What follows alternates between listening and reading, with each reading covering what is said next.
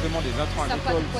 Question financière dans un premier temps. À votre avis, pourquoi la situation de l'élection du président Macron est assez... agricole se prépare.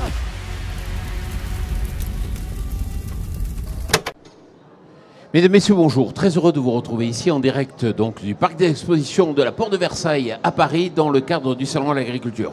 Compte tenu de ce qui s'est passé hier, c'est-à-dire ce clash entre Zelensky et Trump, il nous fallait impérativement traiter la question de l'agriculture et son adaptation en cas de conflit armé. Et c'est pour ça que j'ai rassemblé autour de cette table des experts qui vont nous donner un éclairage sur ce sujet. Tout d'abord, Stéphane Linou, bonjour. Oui, bonjour. Alors, vous êtes expert associé au laboratoire Sécurité Défense du CNAM. À vos côtés, Jérôme Pellistrandi, bonjour. Bonjour. Vous êtes général et rédacteur en chef donc, de cette excellente revue qui s'appelle la Revue de la Défense nationale. Juste à vos côtés, Sandrine Doppler, bonjour. Bonjour. Vous êtes consultante spécialisée en agroalimentaire. C'est comme ça qu'on doit. À vos côtés, Tanguy Martin, vous représentez Terre de Liens. Oui, bonjour. Et vous allez nous parler d'une étude que vous avez menée qui a un lien avec le sujet. Frédéric Courleux, bonjour. Bonjour. Vous êtes conseiller aux affaires agricoles donc au Parlement européen. Et juste à ma droite, Sandrine Faucou, bonjour. Bonjour. Vous êtes agricultrice dans les Alpes de Haute-Provence, agricultrice bio. C'est bien ça. Tout à fait. Voilà. La première question est très simple. Elle va peut-être s'adresser à vous, Jérôme Pellistrandi. Vous êtes général. Est-ce que vous avez l'impression que le clash entre Donald Trump et le président donc Zelensky nous rapproche un petit peu plus de la guerre? En tout cas, elle ne rapproche pas de la paix en Ukraine. Alors, je pense qu'il faut d'abord calmer en quelque sorte le jeu et bien faire comprendre à tous ceux qui nous regardent qu'on ne verra pas des chars russes sur nos terres agricoles dans le quart nord-est. Ça appartient à l'histoire. Mais nous rentrons dans une période géopolitique extrêmement compliquée dans laquelle toutes les cartes sont rabattues. La question des alliances militaires et du lien transatlantique sont maintenant à nouveau sur la table et dans un contexte où la Russie va rester une puissance agressive et menaçante. Et donc qui aura un impact sur nos vies quotidiennes par une guerre hybride qui va par exemple de cyberattaques contre des municipalités qui peuvent aller sur des sabotages d'installations ferroviaires, on l'a vu en Allemagne, et qui auront un impact sur le quotidien et donc qui posent aussi de véritables questions sur l'économie et donc sur nos capacités, notre souveraineté en quelque sorte agricole et alimentaire. Donc on rentre dans une période de conflictualité qui va être dure et qui va durer. Sandrine? Oui, alors moi tout à l'heure en aparté, je te citais, alors Napoléon ensuite on pense qu'on en pense, mais je te citais une phrase qui était: se faire battre est excusable, mais se faire surprendre est inexcusable. Et en fin de compte, on se fait surprendre de plus en plus. Enfin, on s'étonne de se faire en fin de compte surprendre. Et moi, mon sujet sur ce que je travaille et sur ce qui m'intéresse, c'est la résilience de nos territoires. C'est-à-dire concrètement, demain, un train saute, une cyberattaque saute, comment on fait? Et est-ce qu'on a tenu compte, en fin de compte, de ce qui s'est passé pendant le Covid, où on savait que ça a été déjà très limite. Et là, excusez-moi, mon collier m'ennuie. Et là, on se rend bien compte qu'on n'est pas prêt. On commence à se préparer, on n'est pas prêt. À la région Île-de-France, ils travaillent sur 1000 jours de résilience alimentaire. Mais est-ce que c'est suffisant? En fin de compte, on ne sait pas ce qui va nous arriver. Le général l'a dit. On ne sait absolument pas ce qui va nous arriver. Et en fin de compte, Kissinger disait toujours: celui qui maîtrise l'alimentation tient la population en son pouvoir. Et la précédente citation, c'était Napoléon? Ouais. Voilà. Mais ça tombe bien, on a un expert de tout ce qui est flux avec Stéphane Linou qui a produit notamment Résilience alimentaire et Sécurité nationale. On a combien de jours justement en cas de blocage? En cas de blocage, on a à peu près 2 jours, 2 jours de stock, ce qui est extrêmement inquiétant puisque dans le même temps, nous sommes devenus intolérants à la frustration et nous ne sommes pas préparés. Et très concrètement, notre alimentation, notre agriculture est complètement déterritorialisée. Donc ça, c'est le fruit de plusieurs décennies d'hyperspécialisation des territoires. C'est-à-dire que par territoire, il y a 2% d'autonomie alimentaire. 98% de notre alimentation arrive par les camions venant d'autres régions et d'autres nations. Et très concrètement, je l'avais donc imaginé donc, il y a 25 ans et dans Résilience alimentaire et Sécurité nationale, il y aurait tout notre continuum sécurité-défense qui serait complètement affaibli parce qu'il y aurait une saturation de tous nos maillons, police municipale, police nationale, gendarmerie nationale, le reste de l'armée, tout simplement parce qu'il n'y a pas d'entre-deux entre les 2% d'autonomie alimentaire que nous avons par territoire et le 100% qui serait l'autarcie que je ne souhaite pas. Donc très concrètement, préparer les populations avec des filets de sécurité alimentaire, donc la résilience alimentaire de nos territoires, est une question d'ordre public et de sécurité nationale. C'est pour ça que je propose de passer par une autre sécurité, la sécurité civile, qui est un angle à travers lequel on peut rentrer pour préparer les populations, payer au juste prix nos producteurs avec une partie de la commande publique. Donc en fait c'est tout simplement, on n'invente rien, le plus vieux sujet du monde, qui est le lien entre alimentation et sécurité. Et lorsqu'on parle de défendre son sol, défendre sa terre, ça prenait tout son sens, puisque c'était notre subsistance. Alors comment ça se fait qu'en temps de paix, on détruit nos sols, on détruit notre terre? Donc la préservation du foncier dans sa surface, mais également dans sa profondeur, ce qu'on appelle l'occupation des sols dans les deux dimensions, elle doit être faite en temps de paix pour préparer à nos temps très incertains. Voilà. Jérôme Pélissandry, il faut souvent se plonger dans l'histoire pour comprendre peut-être ce qui pourrait se passer dans le futur. Entre les deux guerres, entre la Première Guerre mondiale et la Seconde Guerre mondiale, il y a eu un ministère du ravitaillement. Mais la situation, justement, en répartition donc, de la nourriture et de la production de nourriture était différente. Oui, durant la Première Guerre mondiale, d'abord il y a la mobilisation générale à partir de juillet, fin août 1914, qui se traduit d'ailleurs par de facto une pénurie de main-d'œuvre masculine à l'automne au moment de la récolte, et ce qui fait que ce sont essentiellement les femmes, les enfants et les vieillards qui déjà d'ailleurs travaillaient dans le domaine agricole qui ont dû assumer. La seule chose, c'est que donc il y a la problématique. Alors pendant la Première Guerre mondiale, la problématique du ravitaillement, c'est essentiellement vers les troupes qui sont engagées, plus d'1 million d'hommes. Il faut les nourrir, il faut les ravitailler, il faut leur apporter du vin. Sachant que globalement, la population française n'a pas souffert de problèmes de ravitaillement parce qu'on est encore dans une France majoritairement rurale avec des productions locales. La Deuxième Guerre mondiale est très différente parce que d'une part, il y a l'occupation allemande, il y a la ponction par les occupants nazis qui est colossale, hein, où il y a un transfert massif de production agricole vers le Troisième Reich, et le fait que les villes ont grossi.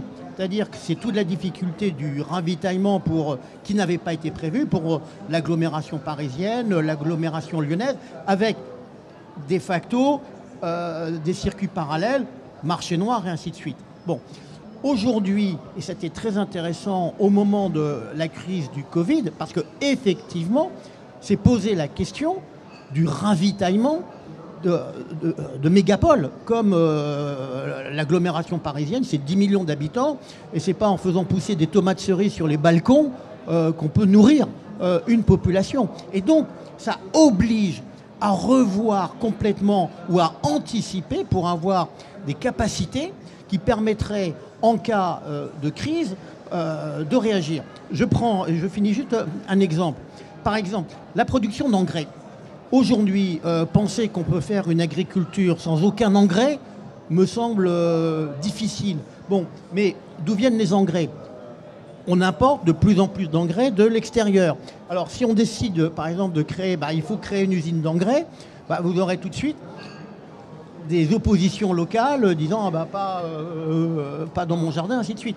Et donc, c'est la difficulté auquel on est confronté entre ce qui est nécessaire, qui est souhaitable, et puis une opinion publique qui est très compliquée et qui ne voit pas tous les enjeux qu'il y a actuellement. Alors je vais vous donner la parole, mais déjà pour apporter quelques faits chiffrés par rapport à cela, entre 2021 et 2023, l'importation d'engrais russes en France a augmenté de 80%. C'est-à-dire que là où on voulait freiner en fait l'importation de produits venant de Russie et de Biélorussie, au contraire, on a eu en fait une montée en puissance des importations.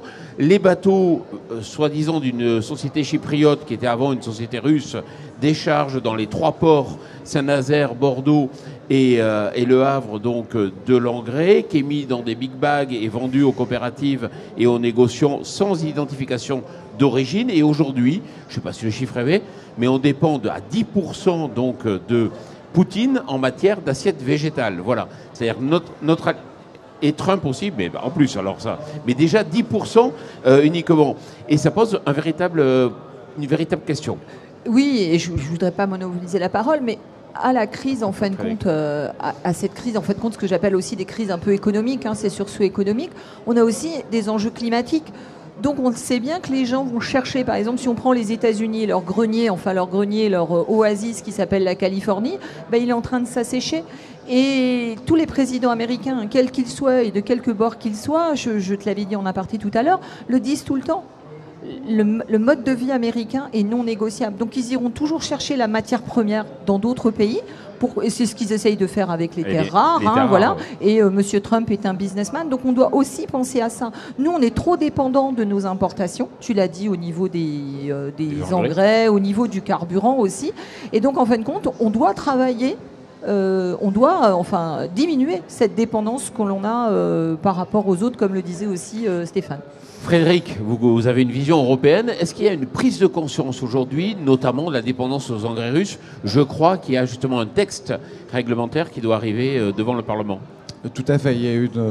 Ça a été adopté par la Commission il y a une quinzaine de jours. C'est dans le 15e train de mesures, si ma mémoire est bonne.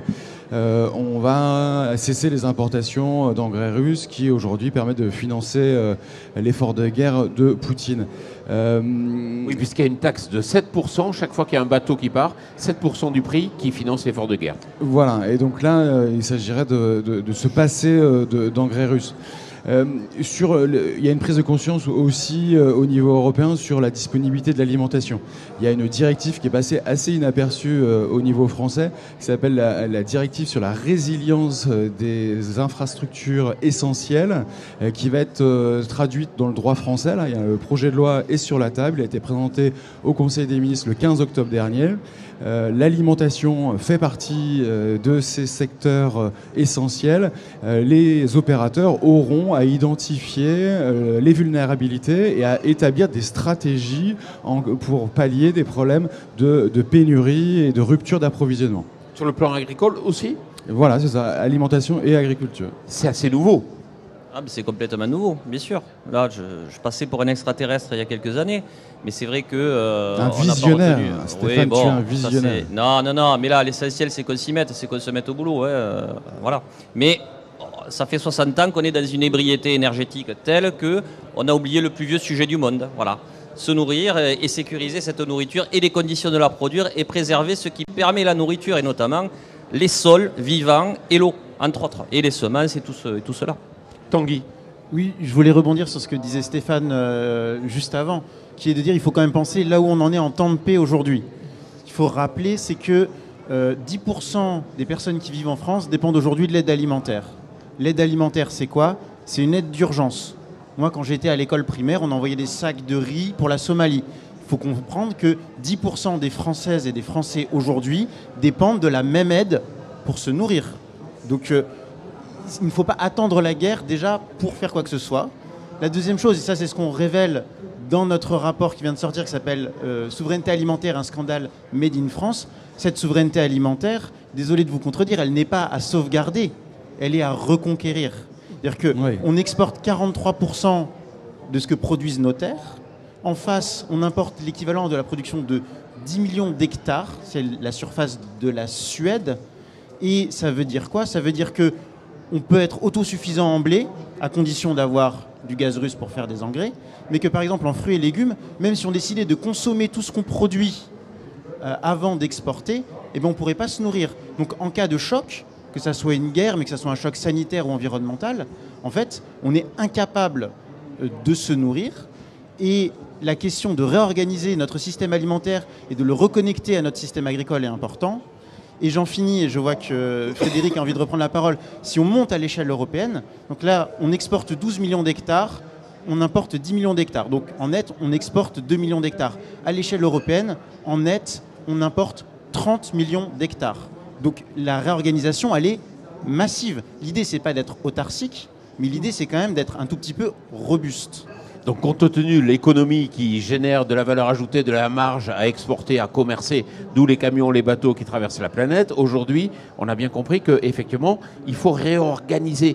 Mais est-ce qu'on aurait le nombre d'hectares suffisant pour nourrir la population? Dans le cas idéal, certainement, de se dire, ben voilà, s'il fallait tout cultiver chez nous, est-ce qu'on pourrait nourrir ou pas? Alors, le potentiel nourricier de la France, à agriculture constante et à climat constant, et j'y reviens juste après, c'est 130%. Donc oui. Par contre, la façon dont nos territoires sont organisés, dont notre production est organisée, non. C'est-à-dire qu'aujourd'hui, on produit l'équivalent de 200% du blé pour nous nourrir, mais on ne produit pas du tout assez de fruits et légumes, on ne produit pas assez de volailles, on ne produit pas assez de porc. Donc il y a une réorganisation interne, le potentiel est là. Demain, avec une baisse des rendements liés au changement climatique, une volatilité des prix liée à des crises internationales, ça n'est pas garanti. Et donc ça veut dire qu'il faut aussi penser à l'avenir, une écologisation de notre agriculture, une adaptation au changement climatique. Ça veut dire arrêter le gaspillage, ça veut dire changer notre assiette, et ça veut dire aussi que le droit fondamental qui est le droit à l'alimentation, c'est un droit onusien, c'est pas rien.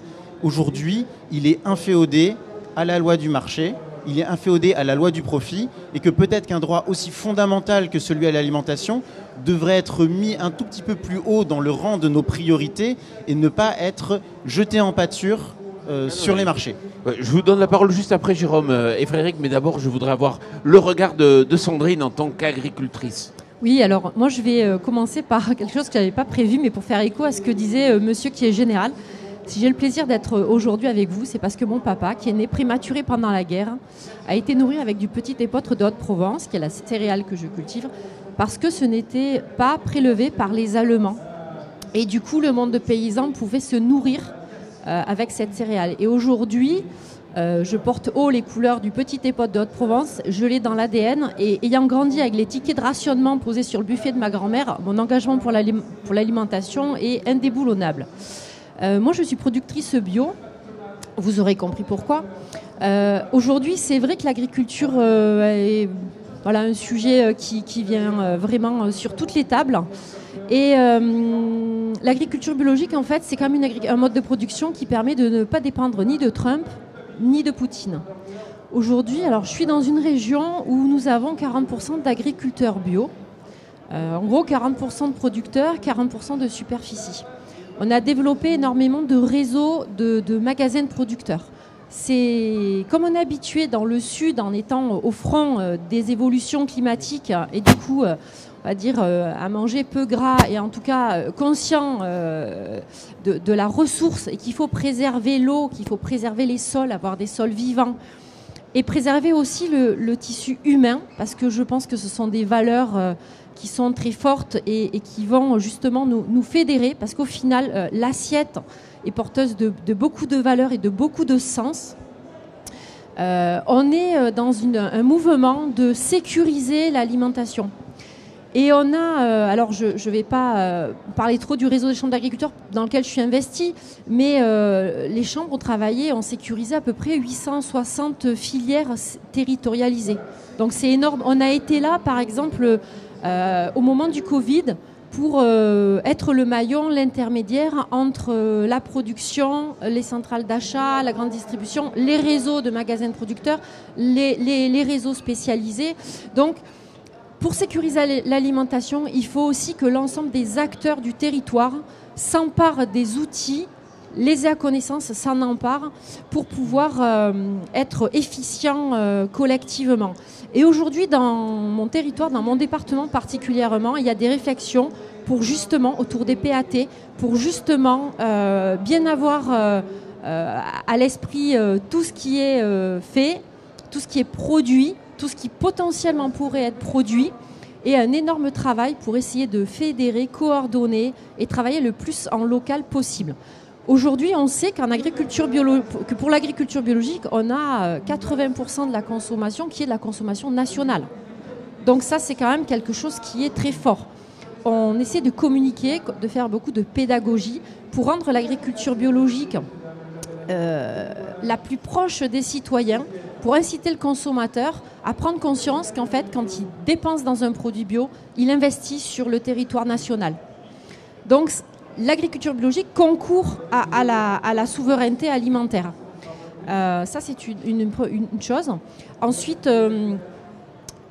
Vous aurez la parole par la Allez, suite. on continue. Jérôme, vous le souhaitiez, puis Frédéric, réagir. 2 idées complémentaires qui vont dans le sens de ce qui a été dit. C'est effectivement prendre en compte la question des territoires, parce qu'on ne doit pas du tout raisonner de la même façon entre les plaines céréalières du Césalier, l'agriculture de montagne, l'agriculture de bord de mer. Et ça, c'est une dimension qui doit être reconquise à la fois par les agriculteurs, les collectivités territoriales qui sont mieux à même. Et puis, il y a quand même un problème de fond, c'est le consommateur. Bon, qui est très contradictoire parce que il veut des produits toute l'année avec des importations qui sont importés des avocats du Pérou. Bon, c'est peut-être très bien pour les Péruviens, mais est-ce que c'est cohérent en temps de crise? Il y a aussi cette réflexion à avoir. Et ce qui veut dire aussi qu'en temps de crise, et si on était confronté là par rapport à la guerre, il faudrait réfléchir sur dans les nombreuses filières du monde agricole, quelles sont celles qui sont absolument prioritaires pour l'alimentation et le ravitaillement de la population, et celles qui de facto deviennent secondaires. Par exemple, soyons honnêtes, l'horticulture deviendrait secondaire par rapport à des problématiques autour de céréales, viande, produits laitiers. Voilà. Et ça, c'est un travail qui doit être fait en amont avec tous les acteurs et pas uniquement par des décideurs parisiens ou bruxellois qui sortiraient des tableaux. Il faudrait être capable de coucher sur une feuille de papier, en fait, quelles sont les filières prioritaires. Alors, dans l'ordre, Frédéric d'abord. Je ne vais pas lister les filières prioritaires, mais juste rappeler que je pense qu'il faut raisonner surtout au niveau européen. Effectivement, au niveau français, on a un grand producteur agricole. Tu as parlé de 130% de notre capacité à assurer nos besoins. Faut vraiment raisonner au niveau européen. Et outre ce que j'ai dit tout à l'heure là sur les infrastructures critiques, il y a beaucoup de choses qui bougent en ce moment sur la question des stocks alimentaires, des stocks stratégiques. Il y a un rapport qui est sorti au mois de novembre du nom de l'ancien président finlandais, Monsieur Niinisto, qui a planché sur l'avenir de la défense et de la sécurité européenne et qui prône la mise en place de stocks alimentaires au niveau européen. Ce qu'il faut savoir, c'est qu'il y a déjà des stocks alimentaires, des stocks stratégiques en Allemagne, en Finlande et en Suisse.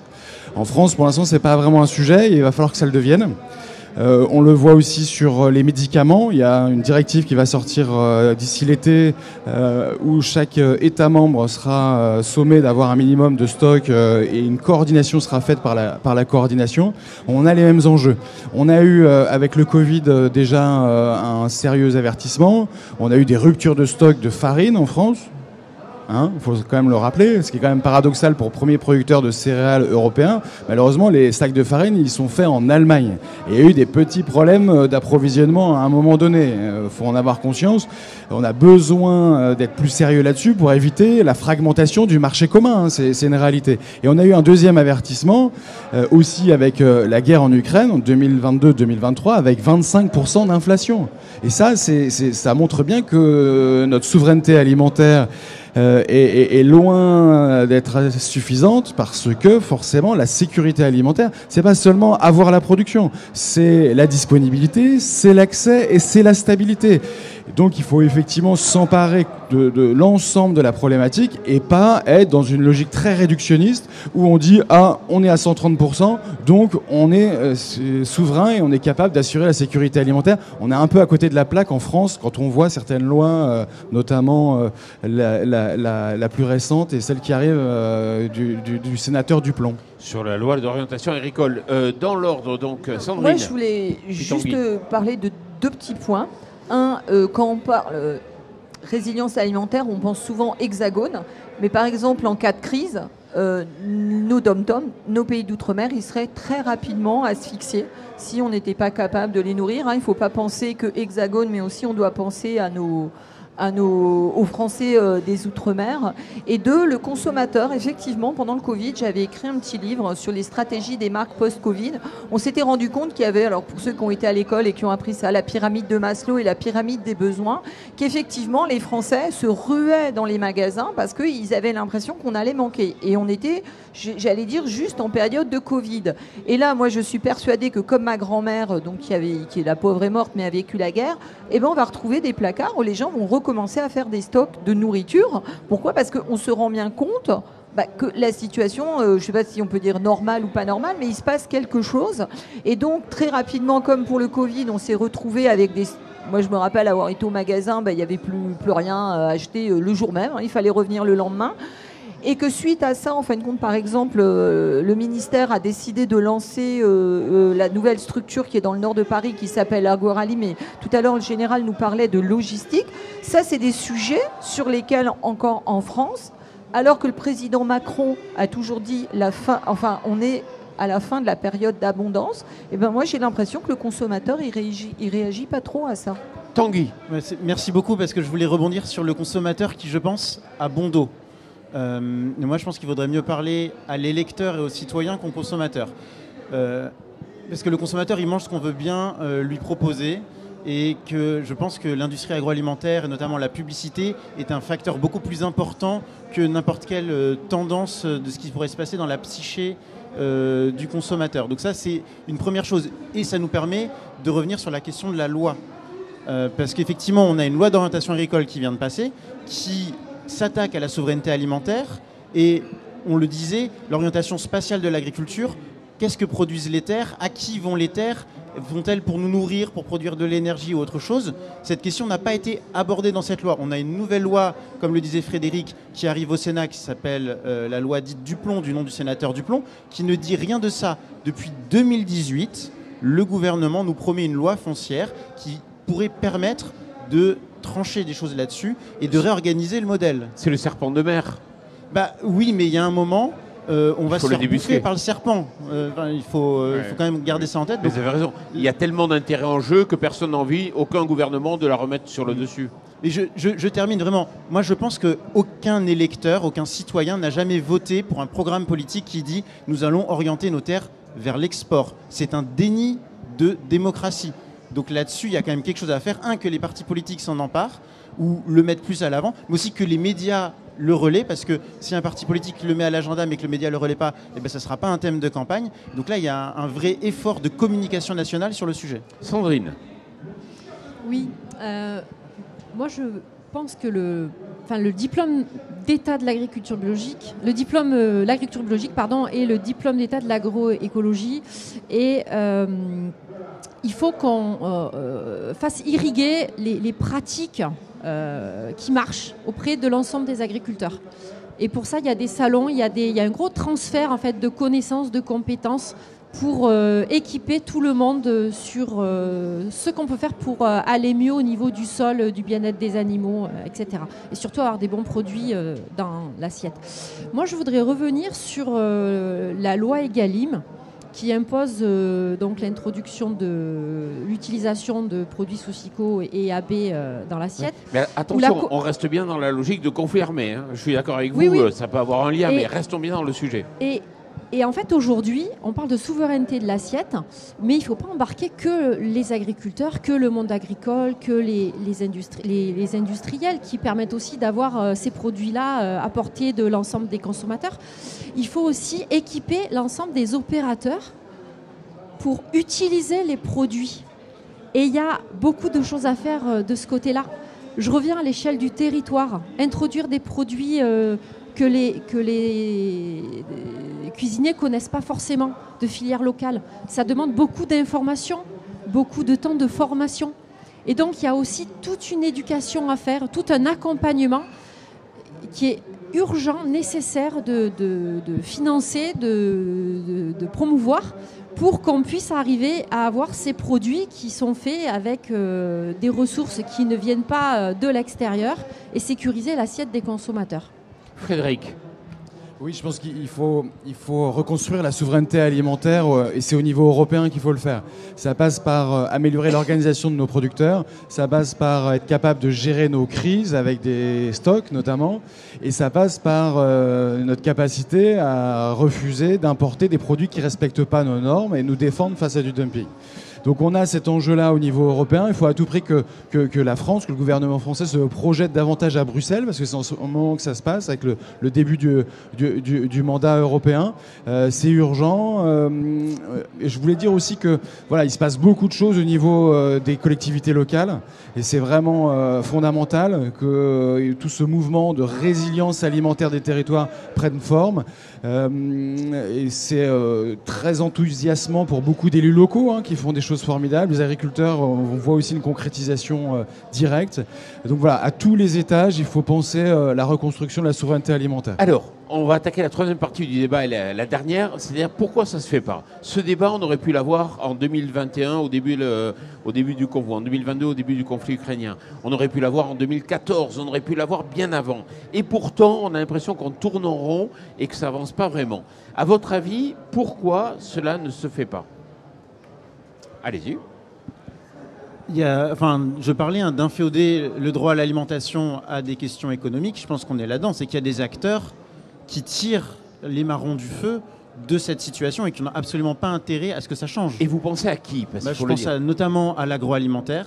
Donc les industriels de l'agroalimentaire. Voilà, et la distribution dans une moindre mesure. Je pense aussi que certains agriculteurs en France s'en tirent très très bien. On a fait les gorges chaudes sur les revenus des agriculteurs. 18% des agriculteurs vivent sous le seuil de pauvreté. C'est tragique et c'est plus que la moyenne française. Mais les 10% des agriculteurs les plus riches gagnent plus que les 10% des Français les plus riches. Et ça n'a pas du tout été dit. Et ça nous permet de redescendre. Pourquoi je parlais du citoyen plutôt que du consommateur?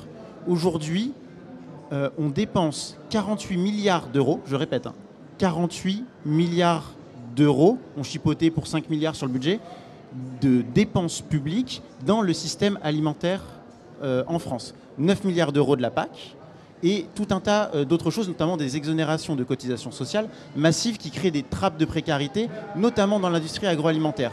Donc là, il y a une capacité de redistribution économique. Aujourd'hui, M. Beignet, qui possède Lactalis, ne fait pas 1 euro de marge en France s'il n'est pas nourri d'aide publique. Donc ça, il faut quand même garder en tête que nous avons cette capacité d'action aujourd'hui. Elle n'est pas du tout mise en œuvre parce que nous voulons sauvegarder des fleurons, nous voulons maintenir une balance exportatrice et nous mettons en danger pour qu'un tout petit nombre d'industriels fassent des gros profits. On met en péril notre capacité à nous alimenter. Sandrine, vous les connaissez bien, les industriels de l'agroalimentaire. Vous Et confirmez, vous validez ou pas? Je confirme tout à fait ce que tu dis et j'ajouterais même une autre chose et je remercie Xavier Lepage de m'avoir appris cette expression, une troisième paire de lunettes. C'est-à-dire que pour l'instant, on voit en 2 dimensions. Les entreprises agroalimentaires, je dirais même que les politiques voient en 2 dimensions. Pourquoi? Parce qu'en fin de compte, ils voient un intérêt, ne pas perdre d'emploi. Je ne reviendrai pas sur des histoires de taxes soda et d'autres scandales de ce type-là. Mais maintenant, il faut voir en 3 dimensions. Comme le disait le général, il y a une dimension géopolitique, en fin de compte. Et les entreprises agroalimentaires, les agriculteurs, et là, je poserai la question parce que je n'ai pas assez de chiffres. Est-ce qu'il y a déjà assez d'agriculteurs sur les terres pour pouvoir produire? Parce qu'on n'en a pas parlé, mais peut-être quelqu'un voudra en parler et aura des chiffres, de dire, mais est-ce que si demain on doit reprendre une production un peu plus intensive, on a déjà le monde là, mais je terminerai sur mon propos, c'est qu'en fin de compte, il faut qu'on se greffe une 3e paire de lunettes pour voir en fin de compte notre vie économique et la vie économique de l'entreprise et du territoire à l'aune, quand il se passe quelque chose, un peu l'effet papillon, quand il se passe quelque chose à Washington, en fin de compte, ça va jouer quelque chose dans notre assiette. Et je prendrai juste un seul exemple. J'avais écrit ma newsletter au mois de novembre. À peine arrivé le président Trump, j'ai dit « Les États-Unis vont nous dicter notre assiette demain ». Et Xerfi a posté cette semaine un post, Mathéo, je te salue, disant que les entreprises américaines rentraient dans une espèce de forme de wokisme, c'est-à-dire fini l'alimentation végétale, c'est devenu wokiste, fini la viande synthétique, on en pense ce qu'on veut, c'est wokiste, donc ils nous dicteront bien notre assiette, si on ne réagit pas, ils nous dicteront bien notre assiette demain. Donc c'est ces petites choses-là qu'il faut impérativement voir, mais peut-être que Frédéric ou Sandrine ont des infos, voire même Stéphane, sur les agriculteurs. Un Merci. point, c'est que Parlez bien près. quand on parle de conflit armé et guerre, ça fait peur.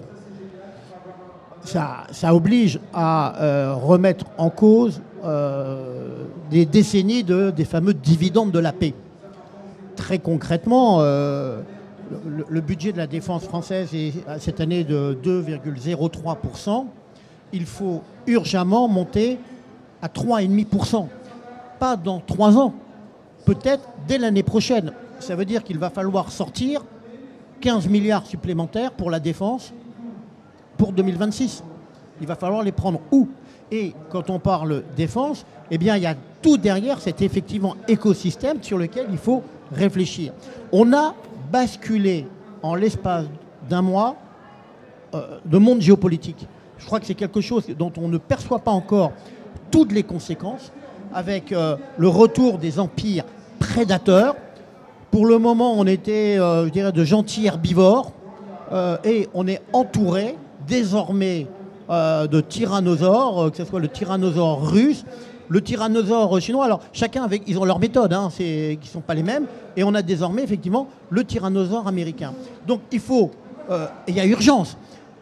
Ce qui est à la fois passionnant et angoissant, c'est que, la réponse ne peut pas être nationale. Ceux qui disent replions sur nous, fermons nos frontières, mentent, parce que c'est là où la dimension européenne est absolument indispensable, parce que nous sommes retournés au rapport de force.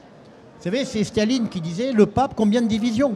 Eh bien, c'est combien de populations, combien de millions d'hectares, combien de bateaux de pêche. Donc, retour au rapport de force. Il faut à la fois raisonner sur le plan européen, raisonner sur le plan national et régional, local. Mais aujourd'hui, on change de monde géopolitique et très sincèrement, je suis incapable de vous dire, quand on se retrouvera dans un an ici, à quoi ressemblera l'organisation de la sécurité en Europe, qu'est-ce qui se sera passé. Donc il y a urgence. Monsieur le Général, j'ai envie de vous poser une question. La grande réorganisation sur le plan agricole et agroalimentaire, d'accepter de perdre du chiffre d'affaires à exporter, etc., tout ça, des industries agroalimentaires notamment. C'est pas perdre du chiffre d'affaires, c'est réorienter Oui, du chiffre d'affaires. réorienter. Non, mais Ça veut dire que c'est une destruction schumpeterienne. À un moment donné, il faut appuyer sur un bouton et puis reconstruire derrière. Est-ce que, ça fait 3 ans qu'il y a la guerre en Ukraine, est-ce que c'est vrai cette notion qu'on aurait 3 jours de munitions au rythme d'une guerre Je veux rassurer les spectateurs. Est-ce que l'armée l'a fait cette Non, en 3 réorganisation ans, on a énormément progressé. D'une part parce que depuis, en fait, avant même la guerre, depuis 2017, les budgets de la défense ont augmenté. La seule chose, c'est qu'il a fallu rattraper des décennies de désarmement, remonter en puissance. Je vais vous donner un exemple très concret. En 2022, au moment du déclenchement de la guerre, il fallait 30 mois pour fabriquer un canon César et l'industriel en sortait 2 par mois. Aujourd'hui, il en faut 15 et il sort 10 canons par mois. Donc il y a une accélération. Mais et combien on a de camions César? Ça progresse. On est quelques dizaines. Non, on en a plus. Mais il est vrai qu'on est vraiment confronté à une situation, je l'ai écrit, c'est à la fois, alors je dirais pour ceux qui ont un peu de culture historique, on a en même temps Munich 1938, où à l'époque ce sont les Français et les Britanniques qui ont lâché la République tchécoslovaque, on sait ce qui s'est passé après. On a le pacte germano-soviétique, c'est-à-dire en fait l'alliance Hitler-Staline, et on a Yalta. Et on est confronté aujourd'hui à des événements de la même nature. C'est là la gravité de la situation et qui auront donc forcément un impact sur ce que l'on fait aujourd'hui. Ce n'est pas uniquement un problème de défense, c'est un problème de souveraineté agricole. Tous ces éléments-là vont être remis sur la table. Maintenant, ce qui est très important, c'est réfléchir en européen, parce que sinon, on n'y arrivera pas. Penser qu'on pourrait se replier sur son petit territoire en pensant qu'on y arrivera, non, là, on se fera laminer. Alors certes, le pire n'est pas certain, mais il faut anticiper. Est-ce que vous, Frédéric Ourleux, qui avez suivi des cortèges d'hommes politiques dans le salon, est-ce que vous avez entendu parler de l'organisation nécessaire compte tenu du conflit géopolitique actuel, ou est-ce qu'on a juste serré des mains, mangé du saucisson et parlé de questions franco-françaises? Les deux, mon capitaine. Non, il y a une vraie prise de conscience du côté de nombreuses organisations professionnelles. Toutes en fait. On sent bien que il faut sortir de la naïveté. L'internationalisation de l'agroalimentaire, qui est l'objectif depuis 30 ans, c'est fini. Il faut pouvoir penser la résilience alimentaire. Il y a effectivement une perspective anxiogène avec la guerre, on en parle, mais il y a aussi d'autres enjeux de sécurité, de sécurisation économique. C'est un des mottos à Bruxelles. La première d'entre elles, c'est de pouvoir gérer l'inflation. Il y a des macroéconomistes aujourd'hui qui vous disent que face à ce qu'on appelle la shockflation, l'inflation causée par des chocs, remonter les taux d'intérêt à Francfort n'a aucun intérêt. Il n'y a aucun effet sur le prix de la tomate d'une élévation des taux d'intérêt. Pour ça, il faut pouvoir avoir des stocks. C'est ce que certains macroéconomistes comme Isabella Weber disent. Comme pour les carburants. Et on en a, effectivement, tu fais bien de le rappeler, sur le pétrole, on a des stocks stratégiques de 90 jours de consommation. Et en agriculture, il va vraiment falloir que ça finisse d'être un débat interdit, pour reprendre le titre de l'émission. Alors c'est vrai, Stéphane, ça fait des années que je vous vois appeler justement à cette logique de prévoir, d'anticiper, voire de faire des stocks. Alors tout à fait. Alors ça m'a toujours marqué dans le cadre de mes travaux et actions dans les territoires, c'est que ce que l'on a été capable de faire dans les années 60, sous l'impulsion du général de Gaulle, la BITD, la base industrielle et technologique de défense, c'était quoi? Dans l'esprit, c'était, et dans les faits d'ailleurs, évidemment, c'était une autonomie stratégique pour notre défense. Et c'était mettre en place un écosystème d'entreprises pour concevoir et pour produire notre armement. Donc il y avait quoi? Il y a encore quoi? De la commande publique qui donne de la visibilité sur les prix dans le temps et dans les volumes aux entreprises qui conçoivent et qui produisent l'armement. Le reste, pour ces entreprises, c'est l'exportation. Pourquoi on ne le ferait pas pour l'alimentation comme je le propose depuis des années, c'est-à-dire l'équivalent d'une BITD alimentaire qui fonctionnerait dans le même état d'esprit? C'est-à-dire on sécurise à travers la commande publique qui peut être évidemment territorialisée dans le cadre des projets alimentaires territoriaux, les grandes administrations, qui sécuriserait, qui donnerait une visibilité dans le temps sur les volumes et sur les prix aux agriculteurs, et particulièrement ce qui se passe des engrais de messieurs Trump et Poutine, et notamment les agriculteurs biologiques. Le reste, ça serait pour de l'exportation et pour le reste du marché. C'est quand même se nourrir, c'est quand même un besoin physiologique à satisfaire, élémentaire pour moi, la sécurité alimentaire et la sécurité civile à travers laquelle nous allons passer. Et ce sont des composantes de notre sécurité nationale. Donc inspirons-nous de la BITD concernant notre défense pour faire une BITD alimentaire. Et pour moi, le ver de terre est le meilleur allié du militaire. Car il soulage ses arrières. Sandrine, Frédéric et Tanguy après. Moi, je voulais parler d'un sujet qui va tout de suite se connecter à l'alimentation, c'est ce qu'on appelle les terres rares. Parce qu'il faut qu'on ait un stock alimentaire, certes, il faut qu'on ait un stock de carburant aussi, mais il faut aussi qu'on assure les terres rares pour nos véhicules, nos ordinateurs, pour l'Internet, parce que sans cela, c'est le lockdown. Qu'est-ce qui se passe si on n'a pas suffisamment de terres rares pour faire toute cette informatique, toutes ces tablettes, tous ces téléphones, toute cette agriculture connectée? Là aussi, c'est une question qu'on doit se poser. Générale. Oui, dans l'ordre, Frédéric. Oui. Il faut effectivement trouver le juste équilibre. On ne pourra pas tout produire chez nous, notamment les terres rares.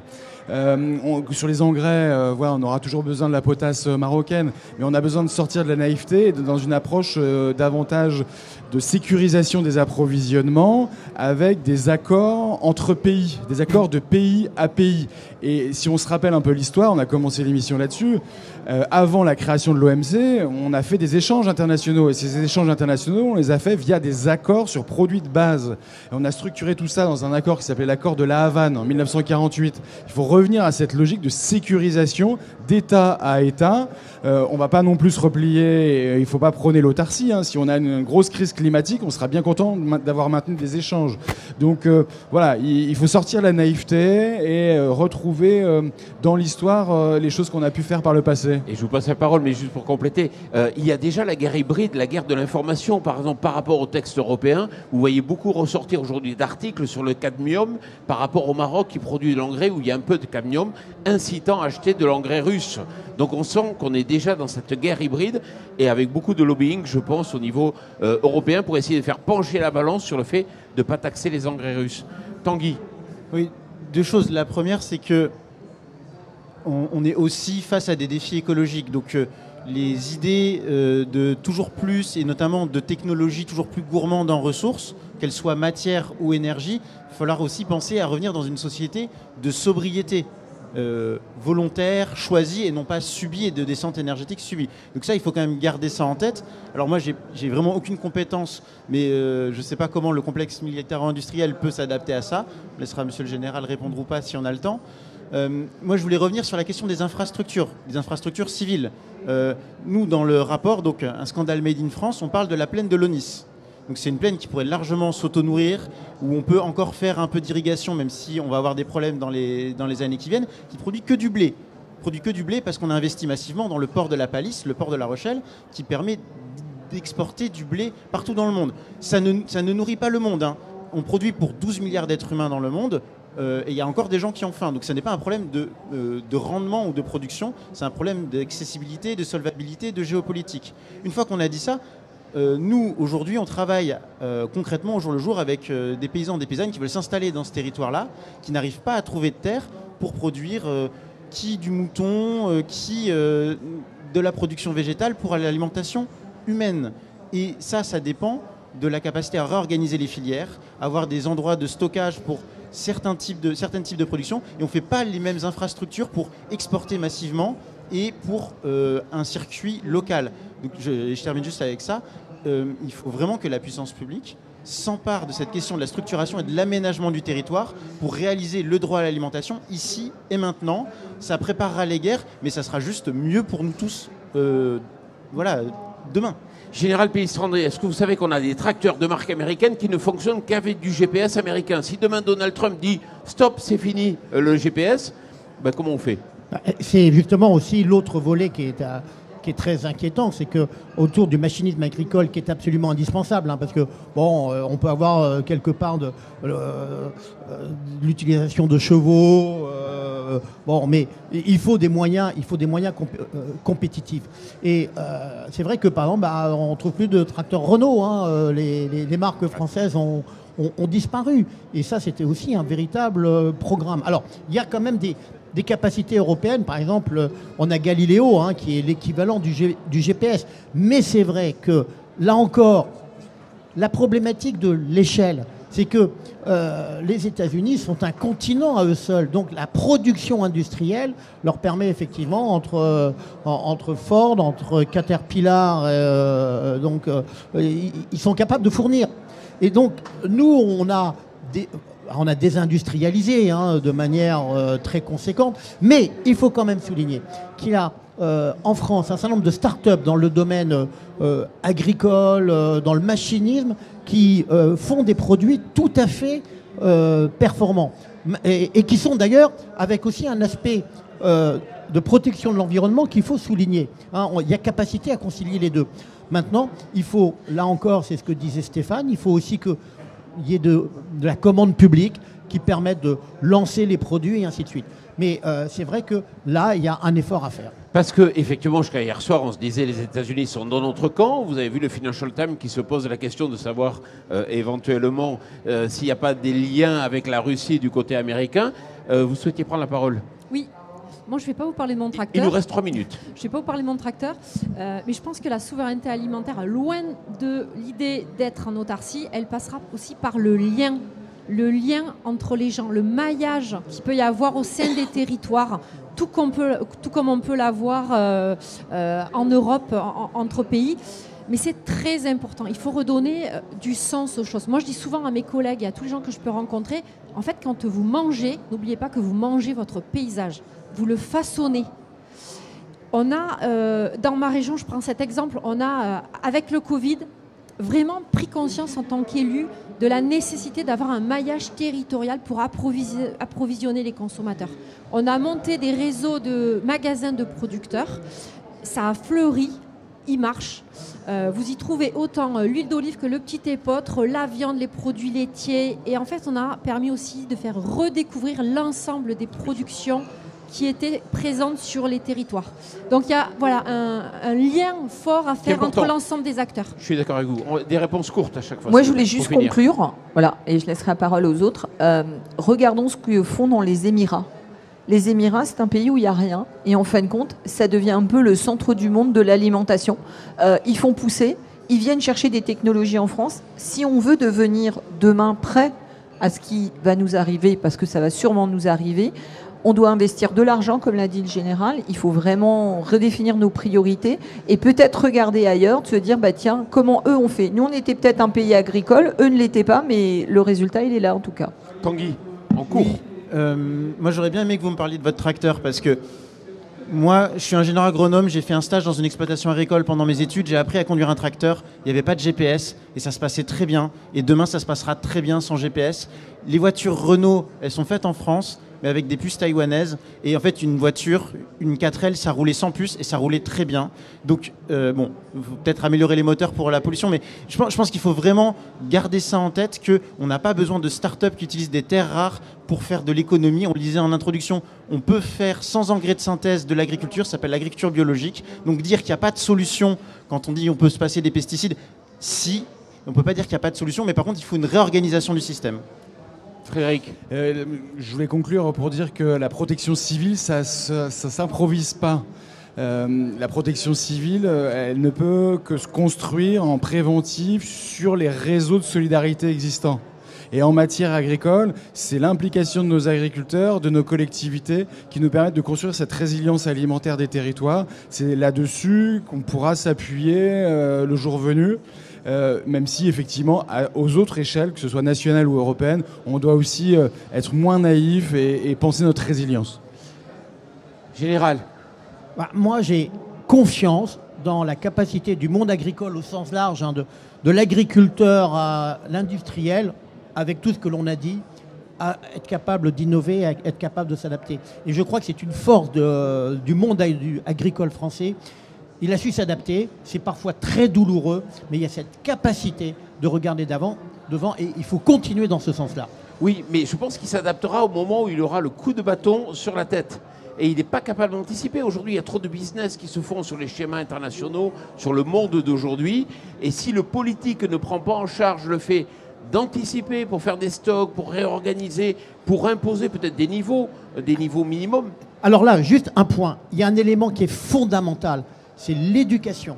Et l'éducation de notre jeunesse à qu'est-ce que le monde agricole au sens large. Parce qu'il faut être honnête, il y a une méconnaissance complète de ce qu'est le monde agricole dans la jeunesse. Stéphane Linou, dernier mot. Non, mais tout simplement, hein, c'est qu'il faut prendre la question alimentaire au sérieux et lui donner la place qu'elle mérite. Et complètement l'articuler comme priorité nationale, préserver les terres, l'eau, et ceux qui s'adaptent et qui ont l'inventivité la plus poussée, comme ce que nous demandons à nos soldats pour nous défendre, ce sont les agriculteurs qui apprennent à se passer des intrants extérieurs, et notamment, ça passera par un revenu correct donné aux agriculteurs qui ne sont pas forcément encore bio, mais accompagnons-les pour les aider à se passer des intrants que l'on ne mérite pas, que l'on n'a pas sur notre sol, et c'est une question de sécurité nationale. Bon, mesdames, messieurs, merci beaucoup d'être venus ici sur ce plateau. Ça n'a pas été facile d'avoir des ministres, voilà, des gens du gouvernement, parce qu'on sent que cette question n'est pas encore au cœur des préoccupations. Merci à vous d'être venus ce samedi matin réagir par rapport à ce clash, effectivement, qui a pu avoir hier entre le président Trump et le président Zelensky. Merci à vous, et surtout, merci à vous. Largement des intrants agricoles. Question financière dans un premier temps. À votre avis, pourquoi la situation de l'élection du président Macron est assez... agricole se prépare